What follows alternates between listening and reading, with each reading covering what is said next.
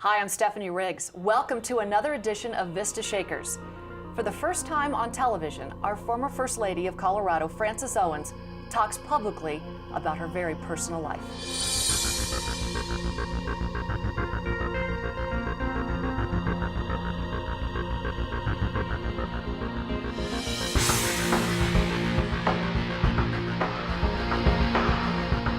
These are Vista's Movers and Shakers.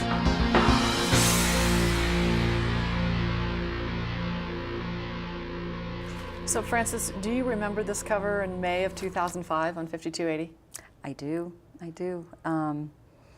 It was kind of a surprise. I never really thought of myself as being very influential at all, but I think because of the circumstance at the time, my husband, who is the current governor at the time, were having some real marital problems. And so I guess it was just bound to happen.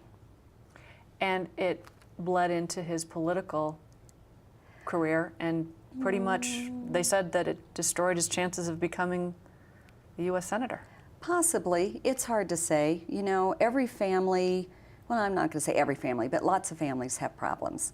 And I think it was just more unfortunate for us that our problems were in the public. I think if Bill had been in the private practice doing different jobs, there wouldn't have been, obviously, the press around our marital problems. Frances, what do you want people to know about your marriage and what happened? Well, I guess I would say we were married almost 34 years, and actually we had a wonderful marriage. 3 amazing children. I was very lucky to be able to stay at home and raise my kids until Bill became governor, and then I had to be a lot more active in the community and as a First Lady, but you know, we had a good marriage, and just sometimes things go wrong. And I think that more people than not experience that. It's unfortunate, but it happens. Is it my imagination, or are you more public now than you were when you were First Lady? Well, I think yeah, sometimes I have done quite a few interviews, and I think part of it is, even though I'm working in the private industry, in the private sector, that I still get really involved in charitable organizations. And so I think that's where a lot of it comes out. And I love helping support organizations and making their mission, people aware of their mission. And so I think that just kind of all feeds in together, you know. But, and speaking of missions, you took quite a mission trip recently. I did. Thank you for asking. My daughter and I were very, very blessed to go on a medical mission to Nicaragua for 8 days. The gentleman she works with and his wife and 3 other couples are basically supporting a small medical center in El Crucero, which is outside of Managua. Now, let me ask you something. When you come back from Nicaragua, do you look at everything differently? I mean, it's amazing how a week in a place like that can make you come back and say, what were my problems again? What was the... I think it makes you truly understand that we don't need all the things that we have. America is a real want. You know, I want this, I want that, I really want to have this. And we don't need all those things. It shows you that you can truly pare down. And so I actually went out and found all these little Croc type shoes. I don't think they're the brand from Colorado, but little bitty rubber ones, which is really good for them there, and I bought every one I could find. Something tells me they wouldn't know the difference. No. And they have something on their little they feet. just need something, and a lot of the kids there are just, anything you bring them, they love. And so we set up a little store, and any of the kids or parents could come in and pick out shoes and slacks or shorts and tops, whatever we had, you know, and so we'll continue to bring things down. I think you left your heart there, didn't you? Well, hopefully Monica and I, my daughter and I, are going to sponsor a little girl there, and we can pay for her to go to school and pay for her supplies and her uniform. How much does that cost a year? About $30 a year. Yeah. Which is nothing. Nothing. You know, if people want to contribute to this mission in Nicaragua, we'll make sure that we put up the website so that they can contribute. $30, you said, to adopt 1 child? Right. And that provides what? It's a sponsorship, and it pays for them to go to school, pays for their school supplies and a uniform. That's wonderful. Yeah. And it's just so heartwarming to help these little kids. I mean, you see their faces. Oh my gosh, they are just the happiest children I've ever met. And they're just the cutest things that we took. There were 8 children that went with us on the mission. And a couple of them, most of them actually had been there before. And so when we got there, they hadn't been there in a while. And the kids acted like they had not been apart. They don't speak Spanish. Our children don't speak Spanish. Their children, most of the children don't speak English. But yet there's this amazing bond between these kids. And the hugs and the kisses are just amazing. Isn't it fascinating? You know, when Yeah. I go to these remote parts of Eastern Africa and I find children that have absolutely nothing, Yeah. they are so full of joy. Yeah. And I'm watching now, you were talking about America and how we are so overindulged. Yeah. And I think, don't ask me, there's something bigger at play here, but we're starting to get stripped away of all these things that we held so dear. Yeah. Our stock market, our financial picture. What do you think, Frances, the lesson is in all of this that's going on with the political environment and the financial? I think it's really situation? kind of bringing people back to a true reality that we can all pare down. We can still live very comfortably and do the things that we've done. We just don't. I think you used the right word. It's an indulgence. And I think we do indulge ourselves a lot. I'm not suggesting that we cut back on everything, because we have to support our businesses and we have to make sure that they thrive and that they continue to make a living. But I think there are ways that we can cut back and still be just as happy as we've been before. Sometimes you kind of look at things like this that maybe I'm not saying it's a good thing, but it kind of wakens us that, you know, life isn't as easy, and, you know, a lot of people are suffering right now, and we all have to pull together better. I mean, maybe that's going to be the lesson in the downturn of the economy, that we all need to work harder to make it better for everyone. And I hope that happens. And Okay, speaking of overindulgent, what would you really, really like to do that you haven't done? If money was no object and no object. Good question. what is there still left to do for you? Oh, a lot. I think we all have our bucket list, but I do think I would really like to travel more. Just we were just never really in the position with children and with Bill. Bill, all through being in elected office, also worked a full-time job. I mean, he worked very hard. So we never really had the time or the money.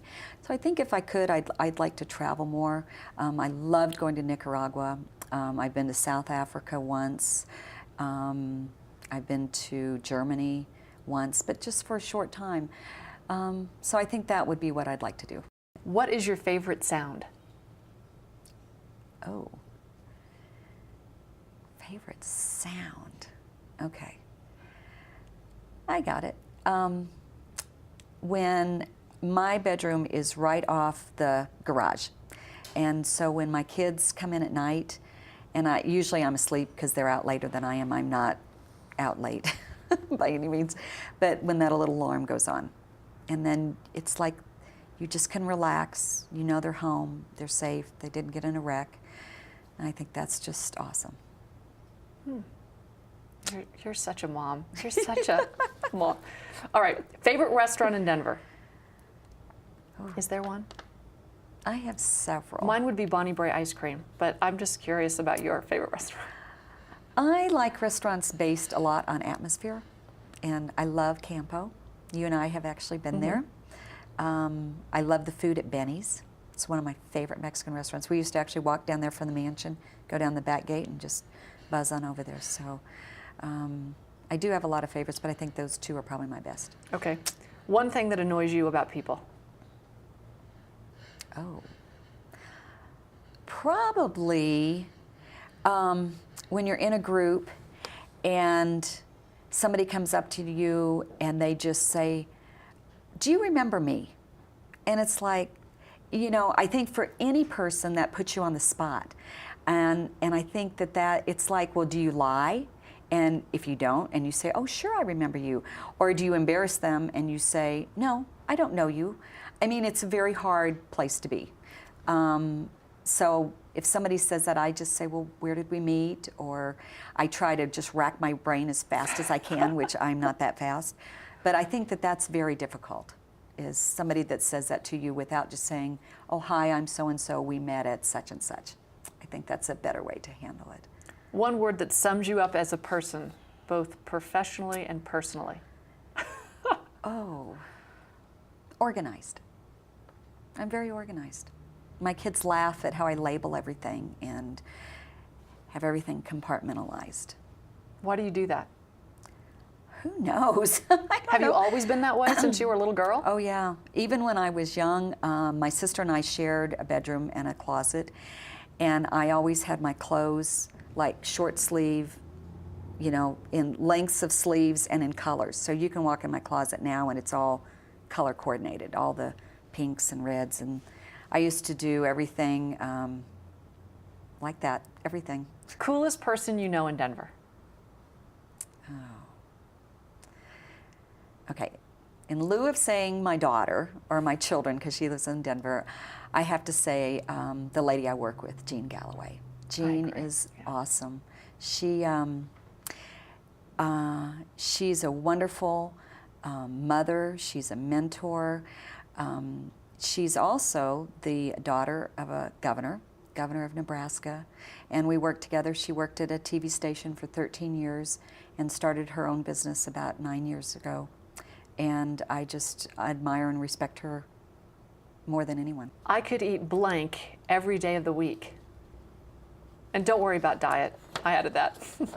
Caramels. Caramels? Caramels. I could eat Why caramels. caramels? I don't know. I just love them. I buy a bag once a year. That's it. And but then I end up eating the whole bag. What time of year? Right now. Oh, right. August is your caramel I don't know. month. I just know if I bought them, I would eat them. Yeah. no. Okay, after you're long gone, what do you hope people say about you? Oh. Well, I hope it's a long time before I'm gone. Me too.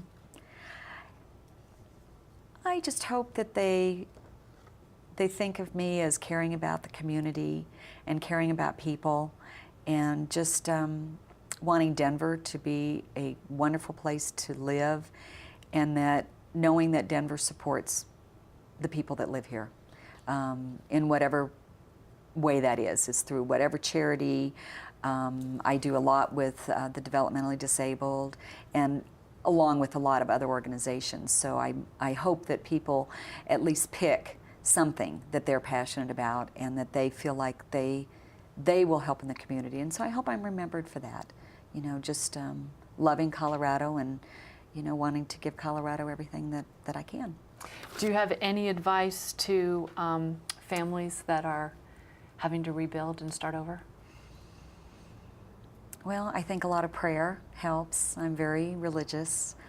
I think you just have to take it slow, and I think it's very important to maintain a good avenue.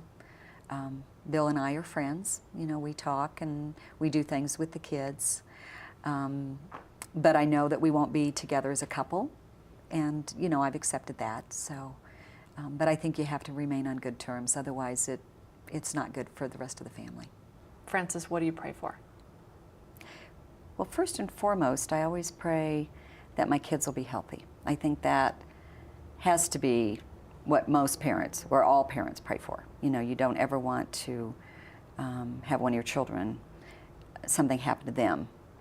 So I think that first and foremost. And then, you know, selfishly, I pray for happiness. You know, I never thought I would be where I am right now. I always thought I would be married.